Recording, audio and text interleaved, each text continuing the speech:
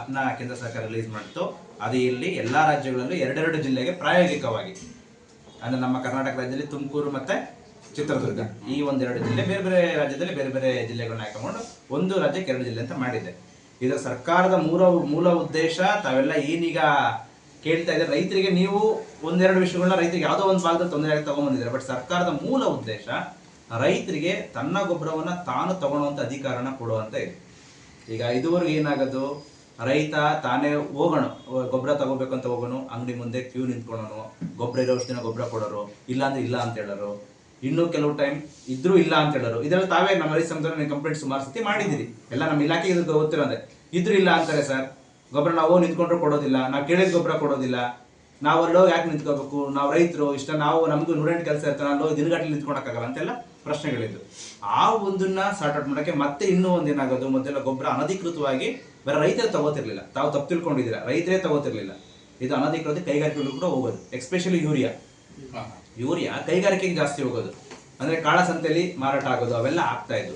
ಇವೆಲ್ಲವನ್ನ ಮನಗಂಡು ಸರ್ಕಾರ ನಾನು ಕೊಡುವಂತ ಗೊಬ್ಬರ, ನಾನು ಅಷ್ಟು ದುಡ್ಡು ಖರ್ಚು ಮಾಡಿಕೊಡುವಂತ ಗೊಬ್ಬರ ರೈತನಿಗೆ ಹೋಗ್ಬೇಕು, ರೈತ ತನ್ನ ಅಧಿಕಾರನ ಚಲಾಯಿಸಿ ಆ ಗೊಬ್ಬರನ ತಗೋಬೇಕು ಅನ್ನೋ ಉದ್ದೇಶಕ್ಕೋಸ್ಕರ ಈ ಒಂದು ಆಪ್ನ ಮಾಡುತ್ತೆ. ಇದರಲ್ಲಿ ರೈತನಿಗೆ ಅನುಕೂಲ ಏನು, ಅವನು ತನಗೆ ಬೇಕಾದ ಗೊಬ್ಬರನ ಬುಕ್ ಮಾಡ್ಬೋದು. ಅವನೇನೆ ಬುಕ್ ಮಾಡಕ್ಕೆ ಏನು ಸಮಸ್ಯೆ ಅದನ್ನ ಮಾತಾಡೋಣ. ರೈತ ಅವನಿಗೆ ಬೇಕಾದ ಗೊಬ್ಬರನ ಬುಕ್ ಮಾಡ್ಕೋಬಹುದು. ನನಗೆ ಯೂರಿಯಾ ಬೇಕು 2 ಬ್ಯಾಗು, ನನಗೆ DAP 1 ಬ್ಯಾಗ್ ಬೇಕು, ನನಗೆ 20 ಬೇಕು, ನನಗೆ 17 ಬೇಕು. ಈ ತರ ಅವನು ಕೂತ್ಕೊಂಡು ಅಥವಾ ಅಲ್ಲಿ ಹೋಗಿ ತನ್ನ ಅಧಿಕಾರ ಚಲಾಯಿಸ್ಕೊಂಡು ಅವನು ಬುಕ್ ಮಾಡ್ಕೊಂಡು ತಗೊಂಡ್ಬರ್ಬೋದು.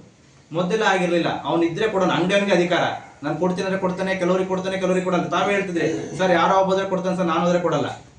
ಹೌದಲ್ಲ, ಯಾರೋ ಒಬ್ಬದ್ರೆ ಕೊಡ್ತಾನೆ ಸರ್, ನಾನು ಹೋದ್ರೆ ಕೊಡಲ್ಲ. ಅವನಿಗೆ ಇಷ್ಟು ದುಡ್ಡು ತಗೊಂಡ್ಕೊಡ್ತಾನೆ, ಇಷ್ಟು ದುಡ್ಡು ಕೊಡಲ್ಲ. ಈಗ ನನಗೆ 300 ರೂಪಾಯಿ 250 ರೂಪಾಯಿ ಯೂರಿಯಾ ಇದೆ, 350 ಕೊಟ್ಟರೆ ಒಬ್ಬನಿಗೆ ಕೊಡ್ತಾನೆ, ನಾನು 250 ಕೊಡ್ತಿರ್ಲಿಲ್ಲ. ಈಗ ಹಂಗಿಲ್ಲ. ಸೊ ನಿಮ್ಮ ಅಧಿಕಾರ, ಗೊಬ್ಬರ ಕಂಪ್ಲೀಟ್ ಬುಕ್ ಮಾಡೋದು ನಿಮ್ಮ ಅಧಿಕಾರ. ಆ ರೇಟ್ಸ್ ಕೂಡ ಅದರಲ್ಲೇ ಬರ್ತದೆ.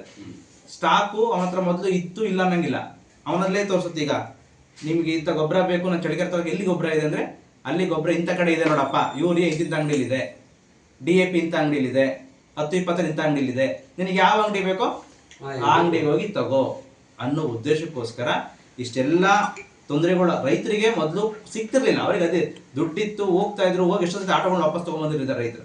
ಸೊ ಈಗ ಹಂಗಾಗ್ಬಾರ್ದು, ಅವನಿಗೆ ಅಶ್ಯೂರ್ಡ್ ಆಗಿ ನನಗೆ ಬೇಕಾಗಿರೋ ಗೊಬ್ಬರ ಇಂಥ ಕಡೆ ಇದೆ, ನಾನು ಹೋದ್ರೆ ನನಗೆ ಗೊಬ್ಬರ ಸಿಗ್ಬೇಕು. ನೀವು ಇದನ್ನ ಬುಕ್ ಮಾಡ್ಕೊಂಡೋಗಿ ನನ್ನ ಗೊಬ್ಬರ ಬುಕ್ ಮಾಡ್ಕೊಂಡಿದ್ರೆ ರಿಸರ್ವ್ ನಿಮಗೆ, ಅದು 3 ದಿನಗಳ ಕಾಲ ರಿಸರ್ವ್ ಇರ್ತದೆ. ನೀವು ಒಮ್ಮೆ ಬುಕ್ ಮಾಡಿ ಮುಂದಿನ 3 ದಿನಗಳ ಕಾಲ ನಿಮ್ಮ ಹೆಸರಿಗೆ ಗೊಬ್ಬರ ಇರ್ತದೆ, ಯಾರು ಕೊಡಂಗಿಲ್ಲ. ಈಗ 5 ದಿನದಲ್ಲಿರೋ ವಾತಾವರಣ ವ್ಯತ್ಯಾಸ ಇದೆ. ರೈತರು ಬುಕ್ ಮಾಡ್ಕೊತಿದ್ದಾರೆ, ಹೋದ್ರೆಲ್ಲ ಅಂಗಡಿಯವರು ಬುಕ್ ಮಾಡ್ಕೊಡ್ತಿದ್ದಾರೆ, ನಮ್ಮ ಹತ್ರ ನಾವು ಬುಕ್ ಮಾಡ್ಕೊಡ್ತಿದ್ದೀವಿ. ನಿಮ್ಮೂರಲ್ಲಿ ಯೂತ್ಸ್ ಇದೆ, ಹುಡುಗರು ಇದ್ದಾರೆ, ಎಲ್ಲರ ಮನೇಲೂ ಮಕ್ಕಳಿದ್ದಾರೆ. ಜಸ್ಟ್ ಫ್ರೇಮ್ ವರ್ಕ್ ಫರ್ಟಿಲೈಸರ್ ಅಂತ ಹೊಡೆದ್ಬಿಟ್ರೆ ಬರೀ ಸಿಗ್ತಾ ಇದೆ.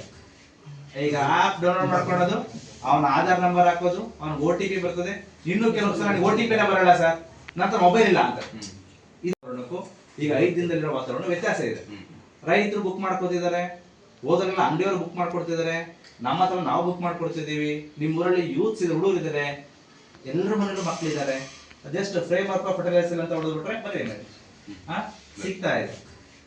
ಈಗ ಆಪ್ ಡೌನ್ಲೋಡ್ ಮಾಡ್ಕೊಳ್ಳೋದು, ಅವನ ಆಧಾರ್ ನಂಬರ್ ಹಾಕೋದು, ಅವನ OTP ಬರ್ತದೆ. ಇನ್ನು ಕೆಲವು ಸಲ ನನಗೆ OTP ಬರಲ್ಲ ಸರ್, ನಂತರ ಮೊಬೈಲ್ ಇಲ್ಲ ಅಂತ.